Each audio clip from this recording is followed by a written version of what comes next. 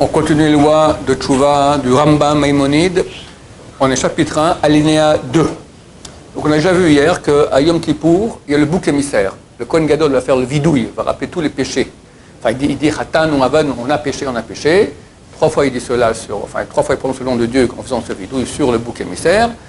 Et on envoie le bouc émissaire dans le désert, on le jette à 11 km dans un précipice, qu'on sait à peu près reconnaître où c'est de Jérusalem, et comme ça, tous les péchés d'Israël sont expiés.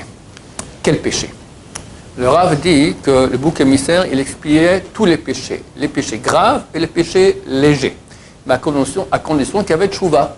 Il fallait que le type concerné, donc tout le peuple d'Israël, et chacun de son privé, il devait faire tchouva, il devait regretter, dire j'ai péché, j'ai fait ci, ça et ça et ça et ça.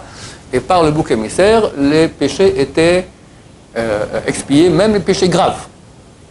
Sinon, s'il ne faisait pas de tchouva, le bouc émissaire expiait tous les péchés légers, mais n'expiait pas les péchés graves. Et le Rav va nous expliquer, c'est très intéressant, qu'est-ce que c'est qu'un péché grave? C'est quoi un péché léger? Et des péchés graves, c'est tous les péchés qui sont sanctionnés par la mort du Bédin, donc une peine capitale. C'est 2 témoins qui ont averti la personne juste avant qu'il fasse le péché. Attention, tu fais ça, tu es coupable de mort, d'œuf, ou aussi quel type de mort? Il y avait 4 types de mort. Il dit je m'en fous, et il fait ça, alors il était condamné à mort. Alors c'est quoi ces péchés-là? Il y a le Shabbat, il y a l'homosexualité, il y a Avodah Zara,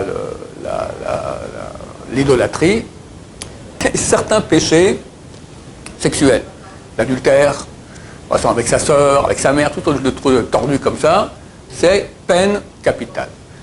Plus, sont aussi encore considérés comme des péchés graves, bien qu'il n'y a pas de peine capitale, ceux qui sont sanctionnés par le karet. Karet, grosso modo, c'est tous les péchés sexuels. Plus, manger ou boire à Kippour, manger du Hametz à Pessah, encore 2-3 autres interdits de karet, pas trop actuels, c'est ça l'essentiel. Plus, le Rav nous dit, le serment en vain ou sur un mensonge. Quelqu'un dit je te jure, d'accord?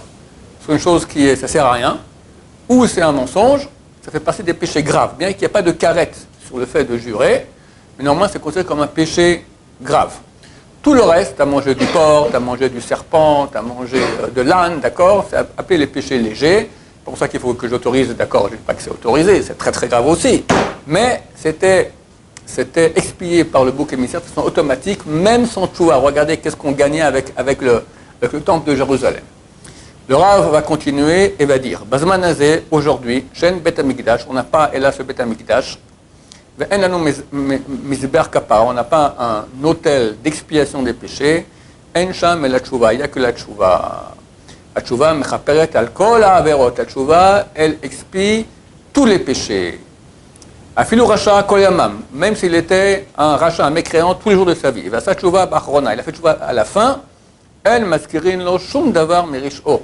On lui rappelle rien de la mécréantise de tous les péchés qu'il a fait. C'est très important quand des gens sont près de la mort, d'aller les voir, leur dire de faire le vidouille, de faire une confession. Alors des fois ils commencent à avoir peur, on leur dit, d'abord c'est marqué qu'on met toutes les femmes, les enfants dehors parce qu'ils se mettent à pleurer, ça affaiblit le type qui est en train de mourir. Écoute, tu ne peux rien faire un vidouille. Beaucoup de gens ont fait le vidouille, ils ont survécu. Bon, alors tu auras fait une confession sur tes péchés. Qu'est-ce qu'il y a de mal là-dedans? Il n'y a rien. Et si jamais, tu dois mourir, au moins tu ne meurs pas bêtement. D'accord? Le face à tchouva, c'est très important parce que même à ce moment-là, s'il fait une tchouva sincère, on lui pardonne ses péchés. Et le jour même de Yom Kippour, aussi il y a une faculté d'expiation à ceux qui font tchouva. On parlera aussi demain de façon plus détaillée. Baruch Adonai, l'olam, amen va amen.